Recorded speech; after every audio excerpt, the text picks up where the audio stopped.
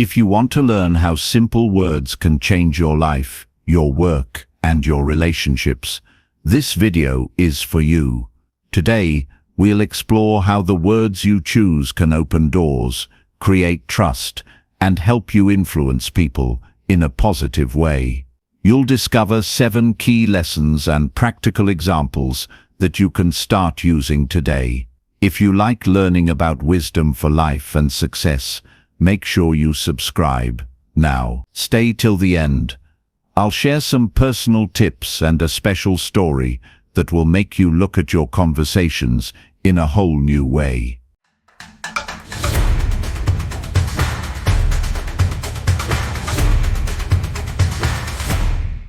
Part 1. The Power of Words. Imagine you're standing at the entrance of a big garden. The garden is full of opportunities, jobs, friends, love, or anything you want. But the gate has a lock, and the key is the words you choose. Words are like keys. The right words can unlock possibilities. The wrong words can close doors, sometimes forever. Let's start with a simple example. Think about the last time you had a misunderstanding with someone. Maybe you said something too quickly, or chose a word that sounded rude, even if you didn't mean it. Did you notice how just one word could change the entire feeling of the conversation? Story. A friend of mine, Alex, once told his boss, "I can't do this project. It's too hard." His boss replied, "I believe you can, but if you need help, ask me." Those words, "I believe you can," changed everything for Alex. Suddenly, he felt trusted and encouraged. That's the magic of words. They can lift us up or shut us down. Brian Tracy once said, "Your words can plant seeds of success or failure in the minds of others and in your own mind." So, lesson 1. Be careful with your words because they can create your reality. Part 2. Mastering the magic words. Some words are like magic spells. They make people feel safe, curious, or ready to listen. Let's look at a few examples you can use in your daily life. I'm not sure if this is for you, but when you start with this phrase, people are less defensive. They feel you're giving them a choice. Example: I'm not sure if this is for you, but I know a way to save time on this task. What do you know about? This simple question invites people to share what they think. It shows respect and curiosity. Example: instead of saying, "Let me explain this to you," try, "What do you know about this process already?" Now the conversation is a two-way street. How would you feel if this question helps people imagine possibilities? It opens the mind to new ideas. Example: how would you feel if you had more free time each day? These phrases are not tricks. They're ways to make conversations more open and friendly.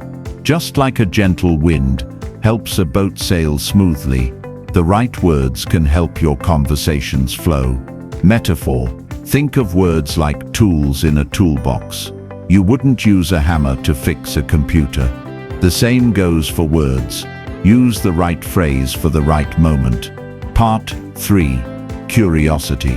The spark of great conversations. Have you ever seen how a child asks questions? They're curious about everything.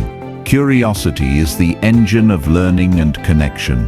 When we ask curious questions, we invite others to join us on a journey. A story. There was a manager named Lisa who always started meetings by saying, "What would you do if you were in my place?" Her team loved these meetings because Lisa showed she cared about their ideas. People are more likely to engage when you spark their curiosity. You can do this with phrases like, "Just imagine. How do you see this working in real life?" What would happen if, when you make people curious, you invite them to become part of the solution? It's like inviting someone to help you solve a puzzle, instead of just watching you do it. Personal tip: if you want someone to open up, Be genuinely interested in what they think. Ask questions that invite stories, not just answers. Remember, as Tony Robbins says, the quality of your life is the quality of your communication. And good communication always starts with curiosity. Part 4. Creating a sense of urgency without pressure. Sometimes we want people to take action now, but we don't want to sound pushy. How do you do that? You help them see the benefits of acting now. Let's say you want your friend to start a new healthy habit. Instead of saying, "You should start exercising," try, "Just imagine how much better you'll feel after a morning walk." When do you think you could try it for the first time? See the difference? You're painting a picture and inviting them to step into it. This is not about forcing someone. It's about helping them feel the benefits of taking action sooner rather than later. Anecdote. My cousin once wanted to start a business but kept delaying. I asked, when would be a good time to start? If not now. He thought about it and said, actually there will never be a perfect time. I'll try this month. 6 months later, he's running his own small shop. Remember, people often need a gentle nudge, not a push. Phrases like, when would be a good time to, or what would it look like if you started today? Create urgency without stress. Pro tip, use stories or examples to show the value of acting now. Make it about the benefits, not about missing out. Part 5. Building trust. Position yourself as a helper. Trust is like a bridge between two people. If you want someone to trust you, show that you understand them. Use phrases like, I bet you feel the same way I do. Most people in your situation, I understand how you feel. Story. A saleswoman named Maria used to tell customers, I know exactly what you need, but customers didn't always believe her. Then she changed her words to, most people who come here are looking for something simple and comfortable. Is that what you need too? Her sales increased because people felt understood. When you use phrases that show empathy, people see you as someone on their side.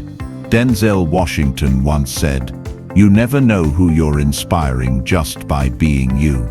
Be the person who helps, not just sells or convinces. Personal example. When I coach someone, I always start by saying, you're not alone. Many people feel just like you do when facing this challenge. This simple sentence creates a safe space for change. Part 6. Empowering others to choose. No one likes being told what to do. We all want to feel free. If you want to influence others, give them control. Use phrases like, you're free to choose, if you're open to it. Of course, the decision is yours. Metaphor. Think of your advice as offering a plate of food. You can invite, but you can't make someone eat. When people feel they have a choice, they're more likely to say yes. Anecdote. Once I wanted my teenage son to join a new sports class. Instead of saying, you have to try it, I said, if you're open to it, you might want to check out this class. It's your choice. He surprised me by saying, okay, I'll try once and see how I like it. Letting people choose makes them feel respected and in control. It removes the natural resistance we all have when we feel forced. Quick tip. When suggesting something, always add, but of course you're free to decide what's best for you. This shows trust and respect. Part 7. Practice, learn, and adapt.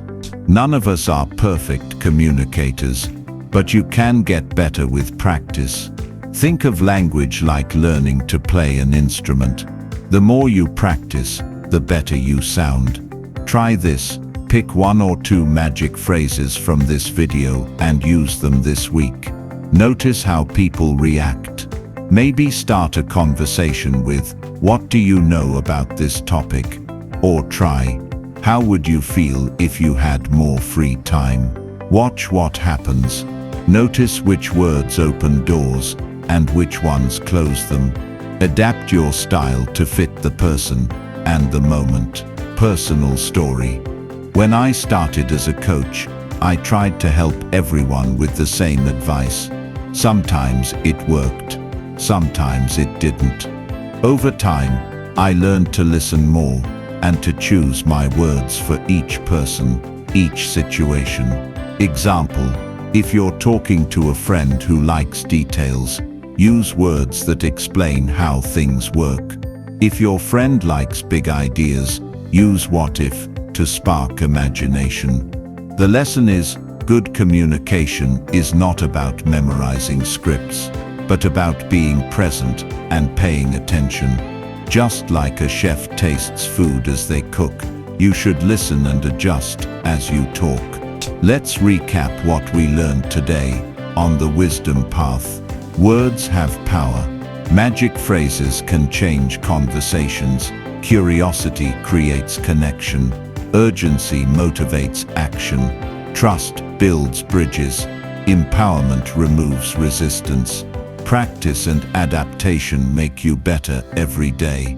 Remember, every conversation is a chance to build a better relationship, solve a problem, or share a dream. Use your words wisely and watch how your world changes. As Joe Dispenza says, change your thoughts and you change your world. The same is true for your words. If you want to keep learning how to communicate with influence and kindness, subscribe to the Wisdom Path. Share your thoughts in the comments. What magic words have worked for you? Which lesson will you try first? Thank you for watching, and remember, the path to wisdom starts with a single simple word. See you in the next video.